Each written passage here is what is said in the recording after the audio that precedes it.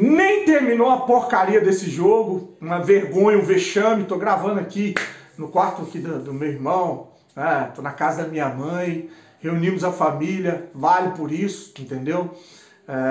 Fazia tempo que eu não via boa parte dos meus parentes, meus irmãos, e hoje a gente confraternizou aqui uma parte da torcida do Flamengo, que acompanhou no Instagram, uma parte da torcida do Vasco, uma festa que a gente fez legal, que o Vasco acaba estragando no final, né, com esse futebol vergonhoso, time safado, né, time pilantra, ou time de pilantra, né, que é o que virou o Vasco da Gama.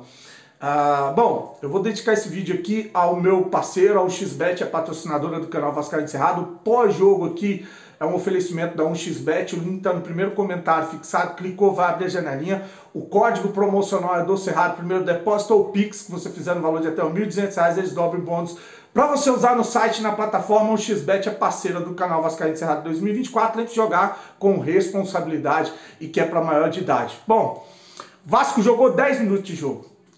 10 minutos, onde o Flamengo errava passe, o Vasco tocava a bola no ataque, conseguia fazer uma pressão alta até encontrar aquele gol laço do Verratti, que ele vira de primeira, pega na veia, e depois disso aí o Vasco se acovardou de frente a um adversário que não jogou esse ano. O Flamengo não jogou bola esse ano.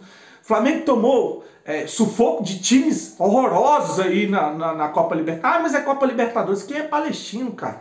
Quem é Bolívar? Mas jogar na altitude, tá, beleza, tem todo o contexto. Mas passou uma vergonha contra o Botafogo, empatou com o Bragantino.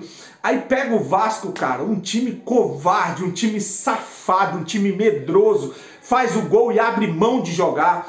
Com menos de 20 minutos de jogo, o time deixou de jogar, recuou todinho. Eu falei, antes não tivesse feito gol, pô. Antes tivesse ficado 0 a 0 até para fazer esse gol no segundo tempo. Porque o time faz um gol, recua e começa a dar chutão. E não adianta esse papo de que torcedor fica se matando em rede social, em grupo, porque não era para ter escalado 3 zagueiros, porque não era para ter escalado 3 atacantes. O problema não é 3 zagueiros, o problema não é 3 atacantes, o problema não é 4 lateral, o problema é que o time é um lixo, o time é frouxo, o time é fraco. Tomou 5, até agora são 5 a 1. Que virada, que mais um vexame para a história do Vasco e do torcedor vascaíno, né?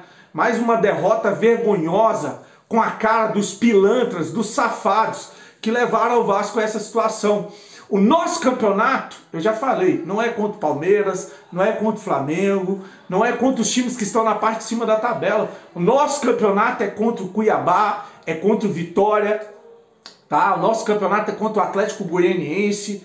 Os nossos adversários aí, a nossa competição é essa, é brigar para não cair para a segunda divisão. Então a gente recua, toma uma porrada, o jogador Cabaço que é expulso por causa de uma falha de um outro jogador Cabaço. E eu vou falar aqui, seu Michael falha no primeiro gol do Flamengo, tá certo, o golaço do Cebolinha, mas uma falha bizarra do Michael, Léo horroroso, zaga do Vasco perdida, o João Vitor dá uma entrada de Cabaço e é expulso. Então assim, o Ryan, sanguessuga, punheteiro, essa desgraça desse moleque, não... E ainda quando eu falei mal desse jogador, que tá horroroso, não merece ser jogador do Vasco, ainda fica um monte de filho de rapariga falando, não pode falar dos crianças, não pode falar dos jovens do Vasco, vá tomar no teu cu, filho da puta, arrombado. Time vagabundo, time safado, time montado por pilantras. Se o Pedrinho, que agora retomou o futebol do Vasco, não for para a janela, agora, janela de julho, se vira. Falaram que iam fazer e acontecer, seu Edmundo ficou lá bradando, falando um monte de asneira no canal dele, se vira na janela para montar um time. Porque senão esse time vai cair para a segunda divisão. A gente precisa de muita coisa aí, muita coisa. Precisa de volante, o Vasco não tem um volante. Um volante que para você ter confiança na frente dessa defesa horrível. Então não tem volante, o meio de campo é só o Payet, que hoje também nem apareceu. No ataque é o coitado do Verratti sozinho. Não tem jogador de lado de campo, não tem jogador de velocidade. O Peck faz uma falta do caralho nesse time safado. Não tem lateral direito. Seu Piton tá uma draga desgramada, o jogador parece que tá sem vontade. pesado, na frente não resolve, atrás tomando baile, o Vasco toma o segundo gol, Cebolinha pinta e borda em cima do seu Piton, da lateral esquerda do Vasco. Um time medíocre, medíocre não, um time vagabundo, um time safado, um time de frouxo. É esse que a gente tem. E o nosso campeonato, mais uma vez, é a briga para não cair para a segunda divisão. É a briga para não cair para a segunda divisão. Agora é o Pedrinho ir para o mercado em julho e reforçar esse time, contratar pelo menos uma meia dúzia, olha, eu estou falando por baixo, uma meia dúzia de jogador para a gente não cair para a segunda divisão, focar nos confrontos diretos, que é contra o Criciúma, Juventude, Cuiabá, tomou de 4 do Criciúma em casa. É um adversário direto. Esse é o jogo perigoso. Perder para o Flamengo, infelizmente hoje, já nem é mais o problema, né? Perder para o Flamengo já nem é mais nosso problema. Nosso problema é perder para o Juventude, é perder para o Criciúma, é perder para o Cuiabá, é perder para o Atlético Goianiense, para os adversários diretos, a queda para a segunda divisão. Mediocridade reina no Vasco da Gama. Então, espero que o seu Pedrinho faça o que tem que ser feito.